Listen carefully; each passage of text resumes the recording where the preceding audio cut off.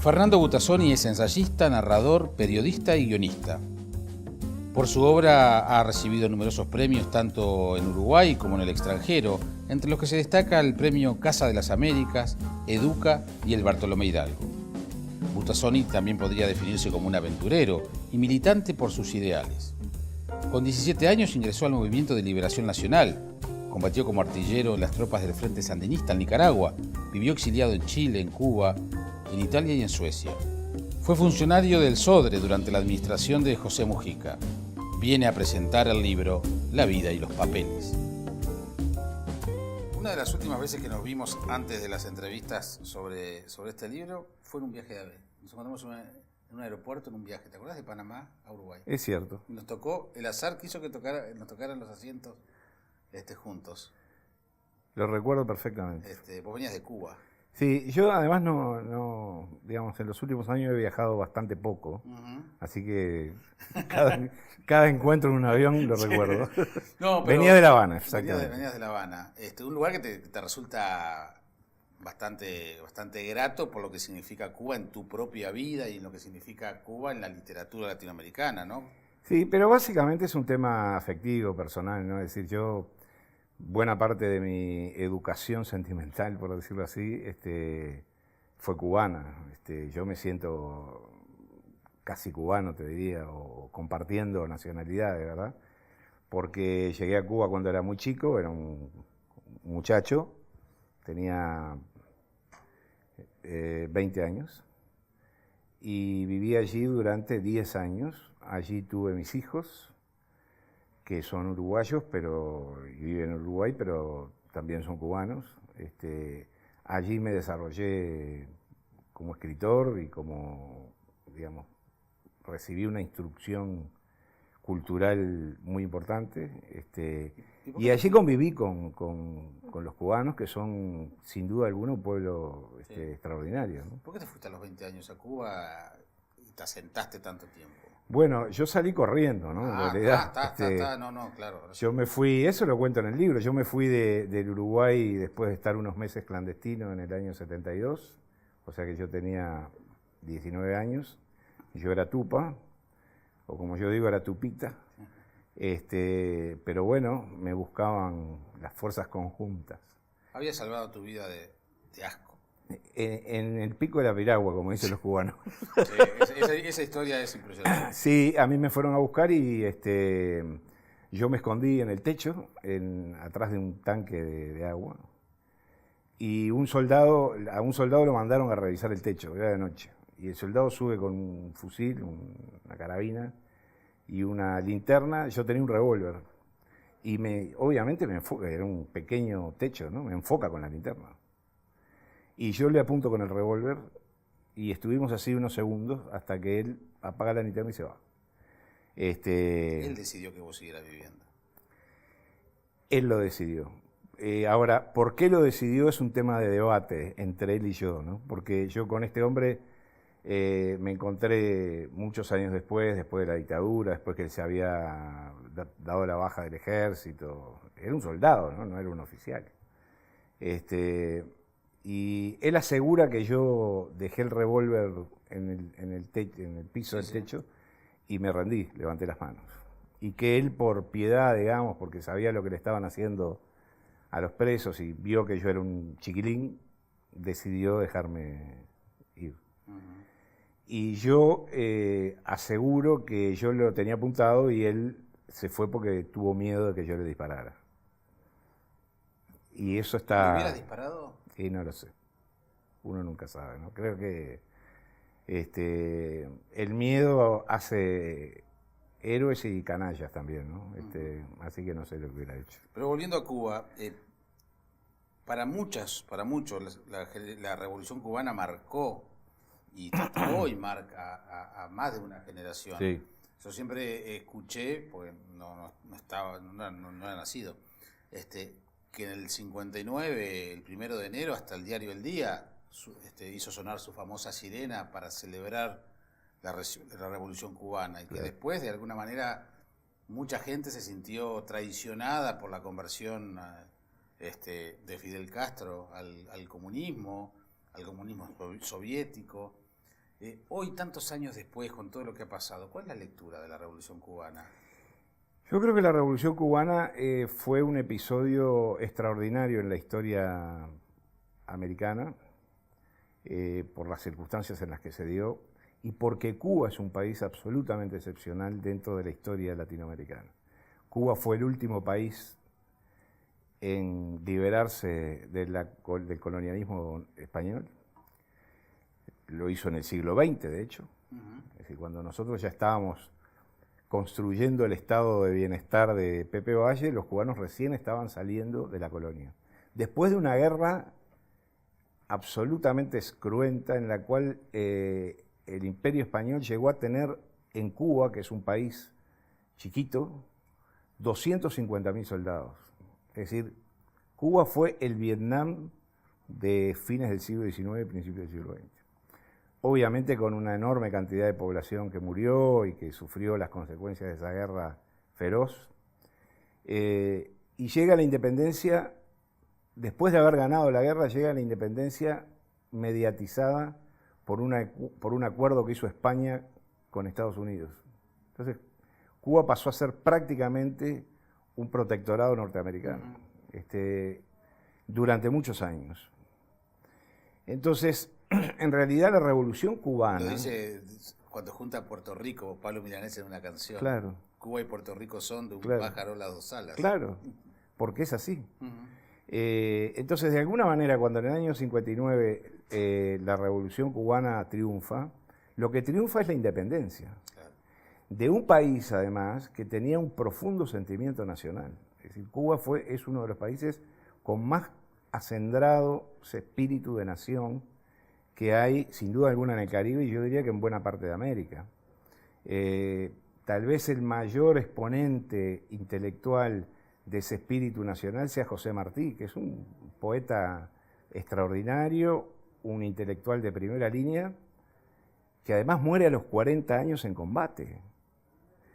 Entonces, todos esos elementos llevan a entender que Cuba no es un país en el cual simplemente un pequeño grupo guerrillero toma el poder e instaura una dictadura comunista. Cuba es un país en el cual triunfa una revolución apoyada por la inmensa mayoría del pueblo, que rompe las cadenas de la dependencia colonial en 1959, es decir, cuando ya todo el resto de América era independiente desde hacía más de un siglo, ¿no? Y eso la convierte en una excepción. Pero hay otra excepción, que es lo que un presidente norteamericano llamó la doctrina de la fruta madura. Él decía que a Cuba no había que invadirla, sino que Cuba era una manzana en el árbol del patio trasero de Estados Unidos y que había que esperar que madurara lo suficiente para que cayera por sí misma y convertir a Cuba en un nuevo estado o en un estado asociado como lo es Puerto Rico.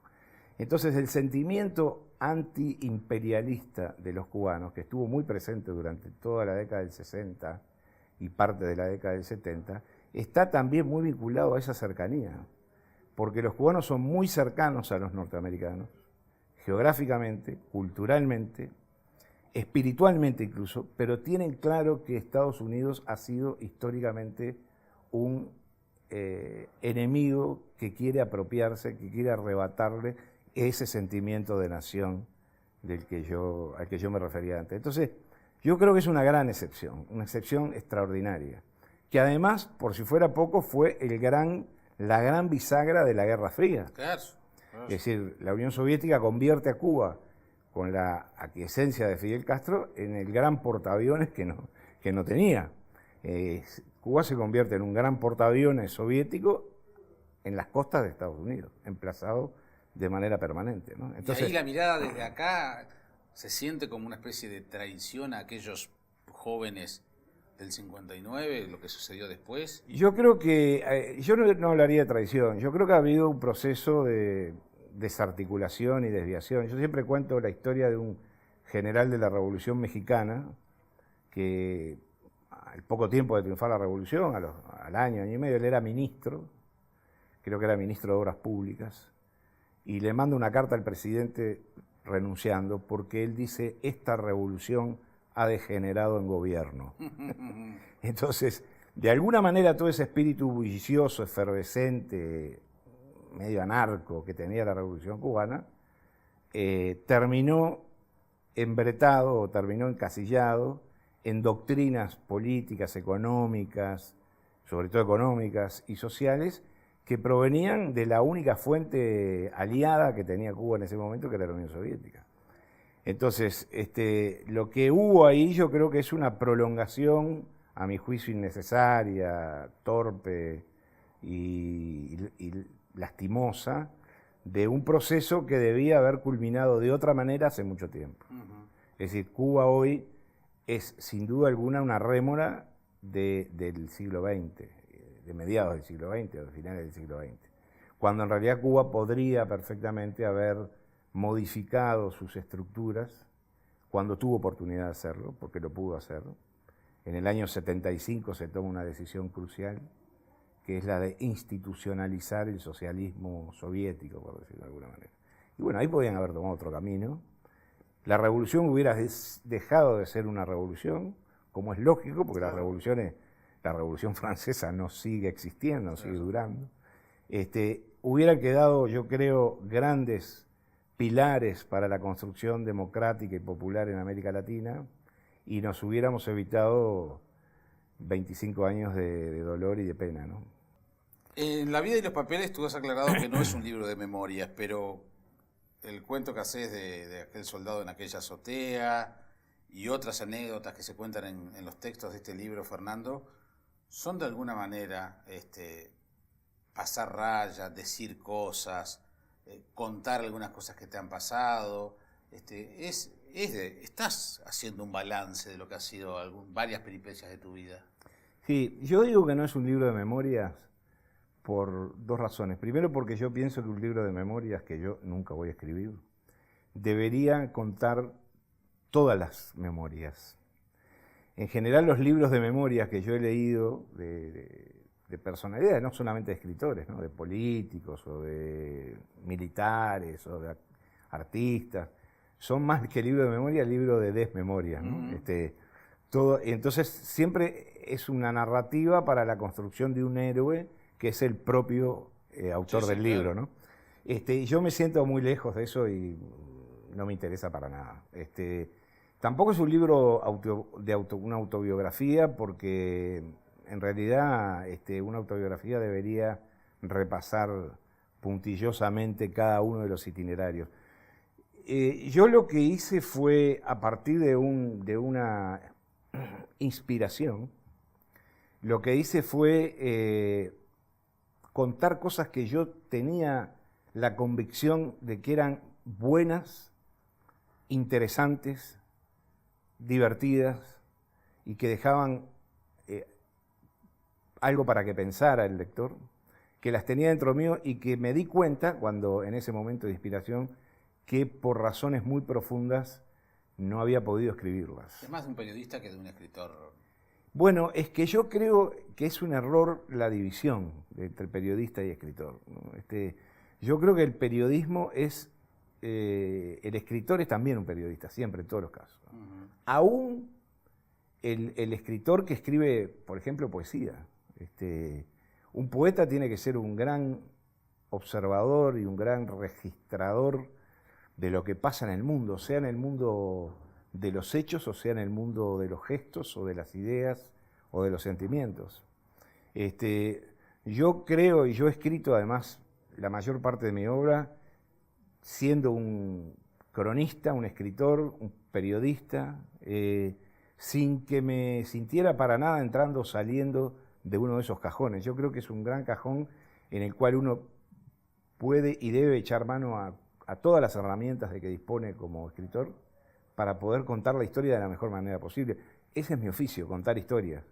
Esas historias se alimentan en general de hechos que ocurrieron de verdad, y también de mis habilidades como constructor de ficciones. Entonces de ahí surge un poco eso de las ficciones verdaderas, a lo que con lo que tanto he machacado durante años. Por cierto que ahora, este año, la Academia Sueca me dio una gran alegría cuando le da el premio Nobel a una periodista, que es una narradora, que es una escritora de ficciones verdaderas, porque la ficción está presente en cualquier libro que se escriba. Cuando uno pone a grabar una nota a una persona y después transcribe su testimonio, hace ficción, porque transcribe, o lo transcribe en partes, o lo transcribe todo con determinada puntuación, o hay algunos... Sí, lo edita de determinada manera. Lo edita, no existe la no edición. El propio proceso de escuchar y escribir implica un traspaso, una traducción, y es una traducción a la ficción. Entonces, en ese sentido yo creo que uno puede escribir ficciones de distinto tipo.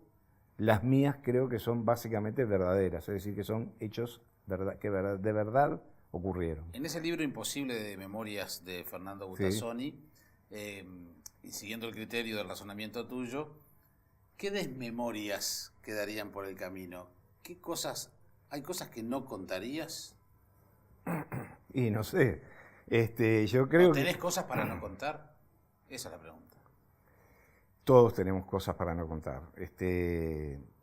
No sé, solo los santos podrían contar sus historias. Y lo vemos. Y habría que ver. No, todos tenemos cosas para no contar. Yo creo que pequeñas macanas o grandes macanas, no sé, todos las hemos tenido. Claro que yo las he tenido. Como dijo el Papa Francisco, le preguntaron cómo se definía y él dijo, como un pecador. Y creo que todos somos pecadores, ¿no? El tema es cómo uno se relaciona con esas cagadas, con esas historias del pasado y qué hizo con ellas. Es decir, si las metió adentro de un cajón, las encerró bajo 7 llaves o si las utilizó para tratar de ser una mejor persona. Porque yo a veces no tengo claro qué es lo que vale, porque a veces, sobre todo en política que tanto nos gusta, aunque a veces despotriquemos contra la política uruguaya, que nos parece, no sé, la evaluamos como una cosa de muy poca monta a veces, y entonces nos enojamos. Pero a veces se celebra el cambio, el cambio y la adaptación a determinados escenarios. Entonces se ponen ejemplos de dirigentes políticos que han cambiado su posición política porque creen que la vida evoluciona. Sí. Pero por otro lado nos encontramos con la otra biblioteca. No, fulano de tal ha sido un coherente toda la vida, sigue pensando como siempre, con la misma garra y tan combativo. Y yo puedo dar ejemplo de 2 casos éticamente intachables que son lo uno y lo otro. Claro. No, Batalla y Sartú. Claro. Y Elio Sartú. Elio Sartú. 2 caballeros que me pondría de pie con ambos, claro, los cuales conocí. Y honrados y derechos, ambos. Pero sin embargo forman parte de esas 2 miradas que no sé qué es lo mejor. Bueno, es que yo creo que lo mejor es lo que cada uno considere que es lo mejor. Eso parte de la premisa de que no es bueno juzgar a los demás, ¿no? Uno puede valorar, puede opinar sobre determinadas conductas, pero yo creo que juzgar y decir esto es bueno, fulano es malo, fulano merece mi condena, mengano merece mi absolución, creo que no es bueno. No es bueno como... todos todo el tiempo nos están juzgando, todo el tiempo juzgamos. Bueno, sí. A vos te juzgan todo el tiempo. Por supuesto, y está bien, digo, yo Sobre todo porque no te callás la boca y decís las cosas que pensás. Yo digo lo que pienso. Por eso digo. Sí. Entonces más te juzgan, claro, más te censuran. Pero yo creo que la respuesta ante eso no es juzgar a los que te juzgan, sino simplemente seguir con tu línea de razonamiento y de opinión. A mí no me parece especialmente raro que una persona cambie sus ideas políticas a lo largo de su vida, como tampoco me parece raro que alguien no las cambie y que se mantenga desde que tiene 20 años hasta que tiene 85 pensando exactamente lo mismo. Bueno, son maneras de estructurar la personalidad y de producir su mundo. Yo creo que lo importante es que cada uno de los seres humanos, desde los intelectuales hasta los carpinteros, los médicos, los taxistas y los choferes de Uber, sean capaces de producir su propio mundo, que no es lo que hay alrededor de ellos, es lo que ellos hacen con lo que hay alrededor de ellos. Entonces, yo siempre pongo el mismo ejemplo. Marosa Di Giorgio, que era una extraordinaria poeta uruguaya, fue una productora de sí misma. Ella produjo, no solamente se produjo a ella como poeta y como mujer y como personaje, produjo el alrededor. Eligió, decidió, se instaló en determinadas zonas, en determinados lugares, en determinados imaginarios, que la construyeron como lo que hoy es, después de muerta, y como lo que todos la recordamos. ¿Quién era? Era una mujer común y corriente que decidió producir un mundo en el cual ella podía habitar o que era habitable para ella. Entonces yo creo que eso es lo importante. Y a mí no me cabe duda que el viejo Sartú también produjo su propio mundo y cavó su propia trinchera y dijo, de acá no me sacan ni a los balazos, y estoy seguro que hizo lo que quiso. Y era un tipo entrañable. Claro, porque además era un hombre enérgico, entusiasta, juvenil, era un joven de 80 años. Me parece que son ejemplos, pero no porque se mantuvo en sus 13, sino porque era capaz de reflexionar permanentemente sobre sí mismo y sobre ese mundo que producía, ¿no? Este programa se llama Equipaje de Mano, y honestamente, cuando hoy dijiste, con 20 años salí rajando para Cuba, sí. ¿Qué lleva un gurí cuando sale rajando en su equipaje de mano? Bueno, si lo persiguen las autoridades, lo primero que lleva es un documento falso. Está bien. Que por cierto fue lo que me demoró a mí en salir del Uruguay, ¿no? Es decir, yo me quedé varios meses clandestino aquí, no por heroísmo, sino porque no tenía cómo salir. Entre otras cosas, porque yo tenía cara muy de chiquilín y necesitaba un documento que tuviera la mayoría de edad para que pudiera salir sin permiso de mis padres, digamos. Pero se llevan muy pocas cosas. Se lleva un gran entusiasmo de que la vida está abierta y de que uno va a seguir luchando y de que todo está por venir, ¿no? El equipaje de mano es básicamente un ramillete de ideas, de amores, de pasiones. No, por eso no vivís. No, claro, hay que laburar también. Sí, claro. Y hoy capaz que, hoy tecnológicamente puede ser más fácil, pero yo supongo que en los años 60 conseguir un documento falso era bastante complicado. Bueno, el MLN los Tupamaros tenían todavía, o teníamos, todavía en el año 72 algunos laboratorios que hacían buenas falsificaciones de documentos, digamos, ¿no? ¿Te acordás el nombre con el que saliste? Sí, pero no lo voy a decir porque el señor titular de ese nombre, es muy probable que viva y que, debe tener la edad mía, un poco más, 3 o 4 años más. No quiero que me pase lo mismo que le pasó a Modio, que vivía en España con el nombre de un señor que vive en La Paz, que un humilde jubilado que descubre de pronto que está en los titulares de los diarios de medio mundo, porque le habían hurtado su documentación sin que él se diera cuenta hace 40 años. En el caso de Amodio, el que hurtó la documentación fue el Servicio de Inteligencia del Ejército. No fue mi caso, pero bueno. Pero o sea que tu caso no fue una falsificación, sino que fue esa... Sí, fue una manoteada, digamos. Que no la hice yo, la hizo alguien y me arrimó una cédula que era bastante, digamos, podía pasar, por decirlo de alguna manera. ¿Y después en Cuba viviste con qué nombre? Con otro. Con otro, a su vez. Sí, porque yo caí, en Chile me metieron preso en una cárcel en la provincia de Aconcagua, que era una cárcel que estaba media destruida, media podrida. Y de ahí me escapé. Logré escaparme, logré llegar a Santiago y ahí conseguí un pasaporte falso y con ese pasaporte falso me fui por Pudahuel a La Habana. Es muy difícil tener la... Yo te aclaro una cosa, muchas cosas de estas no las cuento porque soy consciente que mucha gente puede pensar que son mentiras, ¿verdad? Que son fábulas de un veterano que ahora está reconstruyendo un pasado mucho más agitado de lo que fue en realidad. Debe ser difícil, Fernando, en esos casos cambiarte el chip por otro nombre u otros nombres y que te digan Fernando Butazón y no te des vuelta en alguno de esos lugares. Sí, yo qué sé. Ese entrenamiento. Ya ni me acuerdo. No, yo no tuve ningún entrenamiento de ese tipo. Supongo que el miedo es el gran entrenador, ¿no? El gran, el que pule todas esas aristas, ¿no? Claro, pero me acuerdo de la película El Gran Escape. Sí. Aquella con Steve McQueen. Maravillosa película. Sí.